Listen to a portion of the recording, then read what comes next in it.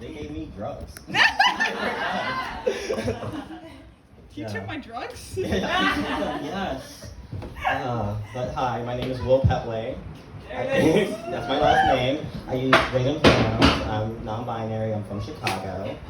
I have ADHD, so I just got spacey.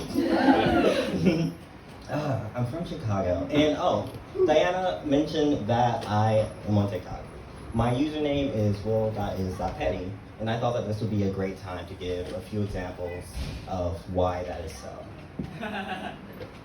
Will.is.petty. I am petty. This first story, I was an usher at Broadway in Chicago, so I saw Hamilton over 100 times and got to meet the actors and get paid to do it, which is really freaking cool. And I get to wear a tux to work. And I lived in downtown South Loop. Got to walk home too. One of these nights when I was walking home, I was threatened a mugging. I'm just walking home in my tux looking fly. Someone's leaning against the building and they ask me if I have any money to spare. And if I have money, I'll give. Like, I spend my money on much worse things. Like, I spend my money on dumb stuff. I own a sword. If I'm spending my money on dumb stuff, the least I can do is like give some of that to people living in a dumb system, taking the worst of it, right?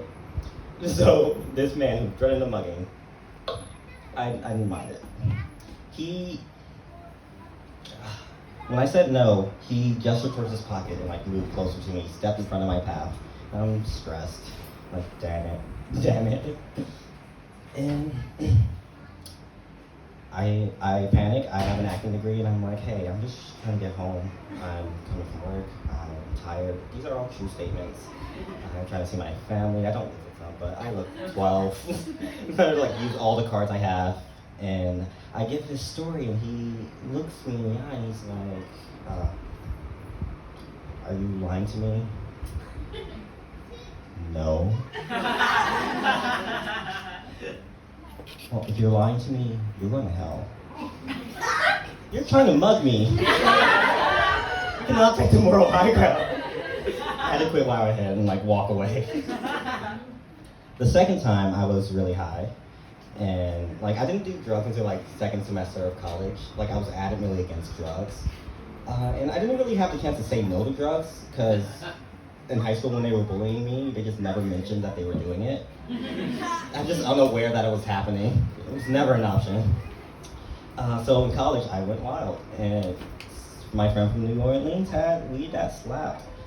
I could barely walk, but I was a few stops away on the train, and I thought that it's only 3 a.m. I'll be fine. I get down to the train station. It takes like 16 minutes to get there. That's super late. It's like 5-8 minutes normally. But it's like I'm all alone, so like I'm living my best life. Eventually the train comes and it looks like an empty last car. And when there's an empty car, I'm ready to give the Broadway performances of my life. I'm like warming up. Wicked is ready to go. I get in. I'm going through my playlist on shuffle, making sure I get the right song to sing. Not choosing one, just guessing, just waiting till one pops up. That's perfect. And as I'm doing that, this figure just appears from the back. This person, this scary person. They felt kind of swampy, which is weird. I was in Chicago, middle of downtown, there's no swamp. And they were approaching me in slow motion.